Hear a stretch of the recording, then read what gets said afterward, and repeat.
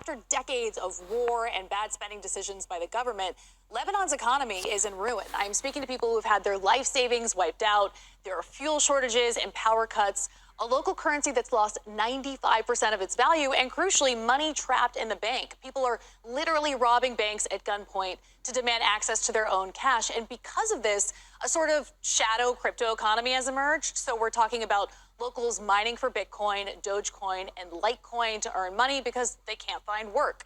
Others are getting paid in Bitcoin by finding freelance gigs on Reddit and then treating Bitcoin like their bank because they think it's the safest way to store their savings. I also spoke to multiple people who are arranging meetings in Telegram to swap the stablecoin Tether for actual US dollars, which they then use to buy groceries. Overwhelmingly, what I keep hearing is that people are desperate for a connection to money that actually makes sense, and decentralized digital currencies that are outside the reach of bankers and politicians makes a whole lot more sense than the Lebanese lira right now. All right, so Mac, let's talk a little bit about some of those crypto mines you mentioned. If there's widespread power cuts and fuel shortages, how does this actually make sense as a way to make money? So it makes sense because of hydropower. So in certain pockets of the country, like in the Shuf mountain range, which is south of Lebanon, there is abundant and inexpensive electricity being harnessed from the Litani River. Now, I spoke to Ahmed Abu Dair. He's 22 years old, and he runs an expansive mining network across the country. Now, he has 40 employees working for him. Some of his mining farms are actually running on solar power closer to the Syrian border.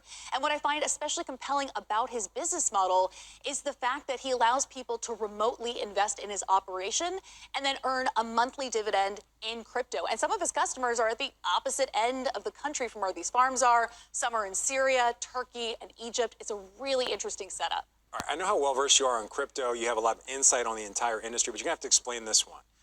Tether as a form of currency or money. Can you just explain that one? Because we saw some of the issues with it previously. Right. So in some cases, people are using Tether as a way to get a hold of physical cash. Because remember, even when the Lebanese banks let you withdraw money from your account, there are certain caps on it, and they're taking a huge chunk out of your deposit. So other people are turning to online forums. They're going to Telegram groups to set up a trade. This can be $30 worth of Tether in exchange for physical US dollar bills. Sometimes it's hundreds of thousands of dollars. There are also slightly more formal channels, although all of what we're talking about right now is the black market. But there are these over-the-counter exchange traders who deal specifically in crypto, but they're going to take a cut of the transaction on either end. And then, Frank, there are some merchants who are actually getting into the business of accepting Tether directly. There are restaurants and markets. They just say it's a better way to do business nowadays.